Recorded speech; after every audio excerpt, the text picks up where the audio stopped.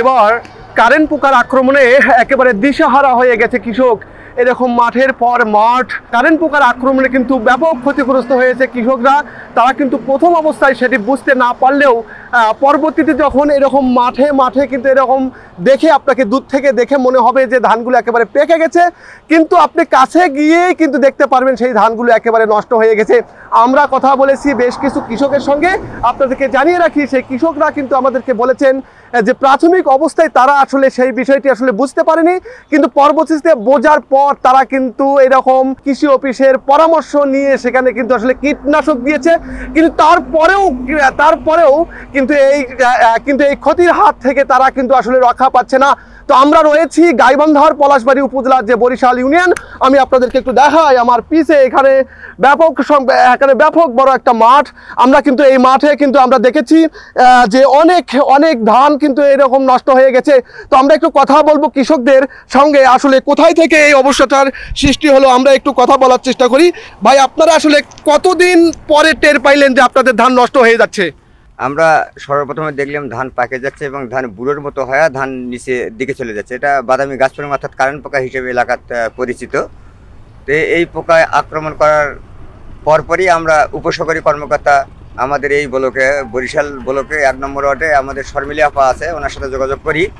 উনি আসে পরামর্শ দেয় যে ধানগুলো যেটা আক্রমণ করে ডেবে যাচ্ছে ওই জায়গাটা কাটে ফেলতে বলছে এবং পার্সিং অর্থাৎ লাইন করে ফাঁক করে দেওয়ার জন্য লঘু যেটা করা হয় ওই সিস্টেম করে দেওয়ার জন্য উনি বলছিল।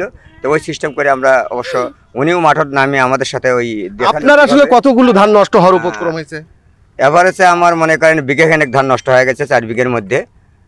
তো উনি সাথে থেকে আমাদেরকে ওই লঘু করার সিস্টেম আমরা তো এটা করি নাই, আমরা জানি নাই, তো ফাঁক করে দেওয়ার কথা বললো, তাতে উনিও সাথে থেকে দিল, তাতে আমাদের ধানের একটু উপকার হয়েছে এবং যে জায়গাগুলো আক্রমণ করে সেই জায়গাগুলো উপসহকারীর এই পরামর্শ আমরা উপকৃত হয়েছি এবং ধান এখন মোটামুটি সেই জমিটা ভালো আছে। আমরা কথা বলছি একের পর এক কৃষকের সঙ্গে যারা ক্ষতিগ্রস্ত শিকার হয়েছেন। আমরা একজনের সঙ্গে কথা বলি। এই যে আপনারা কতদিন পর টের পাইলেন যে এরকম কারেন্ট পোকা আপনাদের জমিতে আক্রমণ করেছে? চারা লাগানোর কিছুদিন পর টের পাইনি এখনো, কিন্তু আমরা বুঝতে পারিনি এটা। তাও কৃষি অফিসের থেকে আমরা সহকারী নেশে আমরা চিকিৎসা চালিয়ে যাচ্ছি। তারপর মানে একটু ফলাফল একটু হবে, ভালো হবে সেটা বোঝা যাচ্ছে এখন।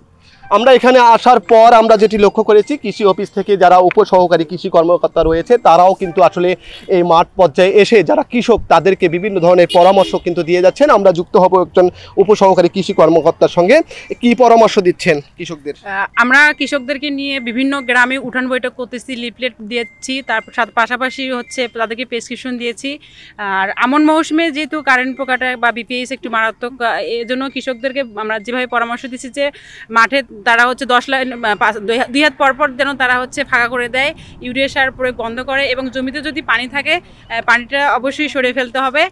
এবার পাশাপাশি হচ্ছে আমরা ইঁদুর একটা যে আক্রমণ করে আমন ধানে, এই বিষয়ে আমরা কৃষকদেরকে পরামর্শ দিয়ে যাচ্ছি। তো এই যে কৃষকরা যেটি বলছেন যে কীটনাশক ছিটিয়েও কাজ হয়নি, এটা কিভাবে আপনারা দেখছেন? না, কীটনাশক হচ্ছে ধানের গোড়ায় স্প্রে করতে হবে এবং ওখানে যাতে ফাঁকা করে দিতে বলতেছি যাতে আলো বাতাস ঢোকে এবং কীটনাশকটা কাজে দেয়। হাজার হাজার কৃষক এরকম গাইবান্ধায় একেবারে ক্ষতির সম্মুখীনের অবস্থার মধ্যে পড়েছে। আসলে কি খাবে এবার তারা? এবার তারা অনেক কৃষকই কিন্তু আসলে আমাদেরকে বলছেন যে যেবার তারা হয়তো বা কেউ হয়তো বা 20 মণ ধান পেয়েছে, সে হয়তো বা এবার 10 মণ ধান পাইবে, অর্থাৎ অর্ধেকে নেমে এসেছে, এমন কথাও আমরা কিন্তু আসলে কৃষকদের মুখ থেকে শুনেছি। আমরা একটু কথা বলার চেষ্টা করি।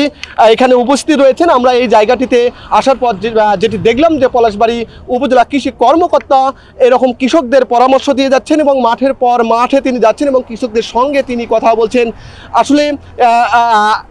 আসলে কি বলছেন তারা, কৃষকদেরকে কিভাবে পরামর্শ দিচ্ছেন একটু আমরা শোনার চেষ্টা করি। আসলে কি ভাবছেন এই যে কৃষকরা ক্ষতিগ্রস্ত হচ্ছে, কৃষি অফিসের পক্ষ থেকে আপনারা কি করছেন? ধন্যবাদ। আমাদের এবার পলাশবাড়ি উপজেলাতে 13,810 হেক্টর জমিতে রোপা আমনের আবাদ হয়েছে এবং আপনারা জানেন যে ধান কর্তন ইতিমধ্যে শুরু হয়েছে। আমাদের প্রায় 250 হেক্টরের মতো ধান কাটাও হয়ে গিয়েছে। তো আমরা বর্তমানে মাঠে আছি। আপনারা দেখবেন যে আমরা কৃষক পর্যায়ে উঠান বৈঠক করছি, আমরা উদ্বুদ্ধকরণ সভা করছি, কৃষকদের পরামর্শ দিয়ে যাচ্ছি এবং যে রোগ পোকা নিয়ে আমরা বিভিন্ন জায়গায় লিফলেট বিতরণ করছি। কৃষকরা যেন যে কোনো পোকা লাগলে বা রোগ লাগলে যেন আমাদের উপসহায়ক কৃষি অফিসারদের সাথে পরামর্শ নিয়ে স্প্রে করে, সেই বিষয়ে আমরা বিভিন্ন জায়গায় প্রচারণা চালায় যাচ্ছি এবং অনেক কৃষক দেখবেন যে ইতিমধ্যে জমিতে স্প্রে করার ফলে তারা কিন্তু কাঙ্ক্ষিত মাত্রার পোকা দমন করতে পেরেছে। এবং আমি আশা করব যে আমাদের প্রেসক্রিপশন মতে এবং আমাদের পরামর্শ নিয়ে যদি কৃষক সঠিকভাবে দায়িত্ব পালন করে তাহলে আশা করি যে কৃষক ভালো একটা রেজাল্ট পাবে এবং আমরা কাঙ্ক্ষিত মাত্রার ফলন আমরা নিয়ে আমরা কৃষকের বাড়িতে ফলন নিতে পারবে। কিন্তু এইরকম অভিযোগ আমাদের কাছে রয়েছে যে কৃষকরা ক্ষতিগ্রস্ত হচ্ছে, তারা বাজারে ভেজাল কীটনাশক প্রয়োগ করেছিল। আপনার কৃষি অফিসের পক্ষ থেকে কোনো অভিযান কিংবা কোনো আইনগত ব্যবস্থা কিংবা আপনারা এই বিষয়টি আসলে নজরদারিতে এনেছেন কিনা? ধন্যবাদ আপনাকে। আপনারা জানেন যে সকল কিছুর একটা প্রয়োগ পদ্ধতি আছে। এখন যখন কৃষকের জমিতে হচ্ছে বিপিএইচ বা কারেন্ট পোকা লাগবে, তখন প্রথম কাজ হচ্ছে কারেন্ট পোকা লাগে কিন্তু জমির একেবারে গোড়াতে। এই জন্য আমরা সাথে সাথে বলি কৃষক যদি জমিটা ফাড়ি দিয়ে একেবারে গাছের গোড়াতে স্প্রে করতে বলি। এখন উপর দিয়ে অনেক কৃষক উপর দিয়ে স্প্রে করে তাহলে অনেক সময় কাজ নাও করতে পারে। এই জন্য যে পদ্ধতিগুলো আছে আমাদের পরামর্শ নিয়ে যদি দেয় ওষুধগুলো, তাহলে আশা করি যে কৃষক কাঙ্ক্ষিত মাত্রায় ফলন পাবে। এবং আপনারা যেটা বললেন যে আমরা বিভিন্ন জায়গায় অভিযান পরিচালনা করছি, যদি বাজারে কোনো ভেজাল বালাইনাশক বা ভেজাল কীটনাশক থাকে আমরা মোবাইল কোর্টের মাধ্যমে উপজেলা প্রশাসনের সহযোগিতা নিয়ে আমরা আইনানুগ ব্যবস্থা গ্রহণ করব। দর্শক, আপনাদেরকে জানিয়ে রাখি, এবার গাইবান্ধার পলাশবাড়ি উপজেলাতে 13,810 হেক্টর জমিতে কিন্তু এরকম আমন ধান লাগানো হয়েছে। আসলে কৃষকরা কতটুকু ধান পাবে এটি আসলে দেখার বিষয়। আমরা পুরো উপজেলায় প্রতিটি ইউনিয়নে আমরা গিয়েছি, আমরা কৃষকদের সঙ্গে কথা বলেছি। প্রত্যেকটি জায়গা থেকে আমাদেরকে যেমনটি বলা হয়েছে এরকম কারেন্ট পোকার আক্রমণে তারা এরকম দিশেহারা হয়েছে, তারা অর্ধেক ধান পাবে কিনা সেটিও আসলে সন্দেহ রয়েছে। গাইবান্ধার পলাশবাড়ি থেকে রবিউল ইসলাম, সময়ের কণ্ঠস্বর।